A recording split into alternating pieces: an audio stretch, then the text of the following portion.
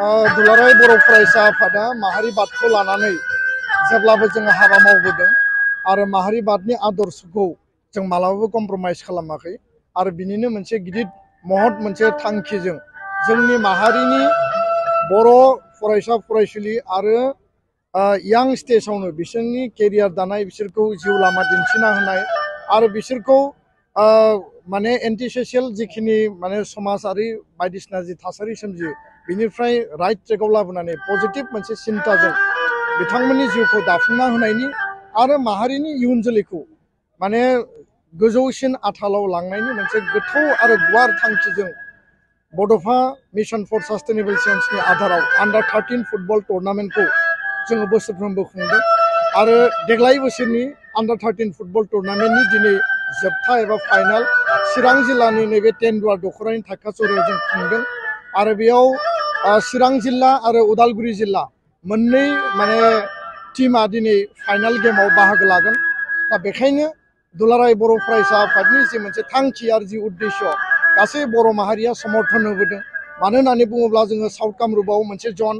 गलाघाटआव जन मोनसे खुंदों सनितपुराव आरो बाक्सा जिल्लायाव सेमि फाइनाल हिसाबै जोङो नाग्रिजुलियाव जों लादोंमोन आरो बेबायदिनो धेमाजियाव लादों जाहाथे मोनसे मेसिभ केम्पेन आरो एवारनेस मोनसे रिभलिउसनारि मोनसे थासारि जाहाथे जोंनि यां जेनेरेशननि गेजेराव गेलेनायखौ लानानै जोङो एस्टाब्लिश खालामनो हायो आरो दिनै थांनाय 50 बोसोराव 50 इयार्सआव एबसुआनो बेबायदि मोनसेल' अर्गेनाइजेसन आफाद रुरेल स्पर्ट्सखौ बा यां जेनेरेशननि गेजेराव स्पर्टिं जिखिनि मोनसे जिल बा उइलखौ जोङो फोथांना लाखिनानै मुंख्लंफोरनि मुङाव थांनाय 30 इयार्सआव जिखिनि जोङो माने ट्रफि टुर्नामेन्ट गल्ड काप जोङो होगासिनो दङ दिनैसिमबो होगासिनो दङ दिनै बेयो जोंनि माहारियारि मोनसे सम्पद मोनसे बिथा जाबाय आरो नोंथांमोना नाय जे नेशनेल प्लेयार जुदि नायगिरोब्ला बर' सुबुं बा बर' प्लेयारखौ बाद दोननानै नेशनेल टीम जाया स्टेटनि टीमा बर'खौ बाद दोननानै जाया इन्टारनेशनेल इभेन्ट गेलेनांगौबा बर'खौ बाद होनानै खुनु इन्टारनेशनेल इभेन्टआ कमप्लिट जाया दा बेखायनो माहारिखौ लानानै एबसुनि जि हाबा मावनाय बेयो अरायबो जोङो गोथों आरो राफोदै आरो रोखायै जों हाबा मावलांगोन आरो बेखौ लानानै जों कमप्रमाइज खालाया सोमावसारनायनि समाव सोमावसारनांगौ माहारि दानायनि हाबा मावनांगौ बे समाव माहारि दानायनि जों हाबा मावगोन समाज फोसाबनायनि हाबा मावगोन सोलोंथाइ बिथिङाव जौगाहोनांगौ गुन गोनां सोलोंथाइ लाबोनांगौ बिनि सायाव जों हाबा मावगोन बे जोंनि मोनसे गोथों आरो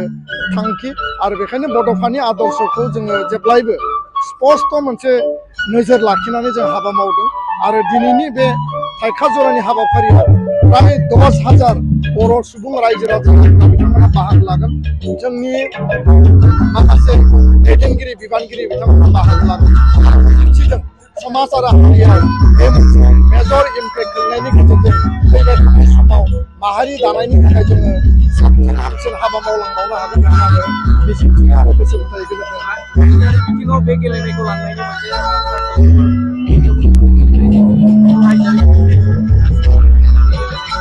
सिगाङाव आनसलिक लेभेलाव इन्टार आनसलिक डिस्ट्रिक्ट लेभेलाव बेखौ खुंनाय जादोंमोन आरो दायो जोङो नैथि खेबनि थाखाय मिरु लेभेलाव बेखौ सेन्ट्रेल लेभेलाव जों खुंनाय जाबाय आरो बेखौ लानानै जायफोर आन्डार 13 नि चेम्पियन जागोन स्टेट लेभेलनि आन्डार 13 आव बिथांमोनखौ गेलेहोनानै बेखौ नेशनेल लेभेलाव लांनायनि थाखाय जों मोनसे रेजिस्टार्ड क्लाब बानायगोन आरो आसाम फुटबल एस'सिएशन बा अल इन्डिया फुटबल फेडारेशननि जिखिनि गाइडलाइन्स जिखिनि नियम बा सार्कुलार दङ आरो गासैबो स्पर्ट्सनि जिखिनि नियम निथि मानिनानै जोङो मजबुत मोनसे टीम बानायनानै स्टेट आरो नेशनेल लेभेलाव लांनायनि थाखाय जोङो माखासे जिखिनि परिकल्पना आरो प्रिपेरेसन बेखौ जों खालामगासिनो दङ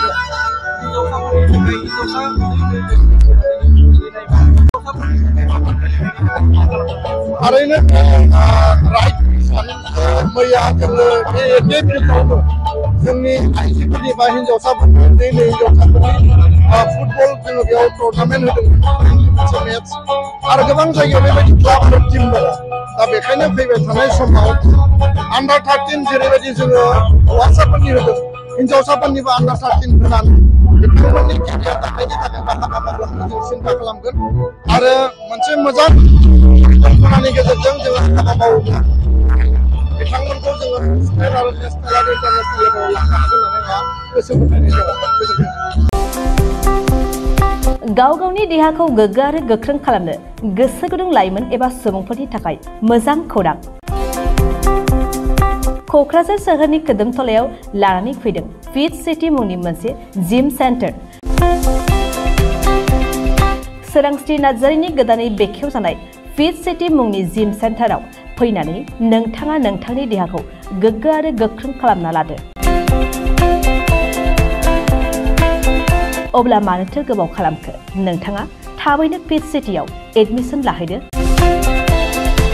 आबुंसिनै मिन्थिनो थाखाय 7896710934 नङाब्ला 9706677961 मबाइल नम्बराव कल खालामनो हागोन।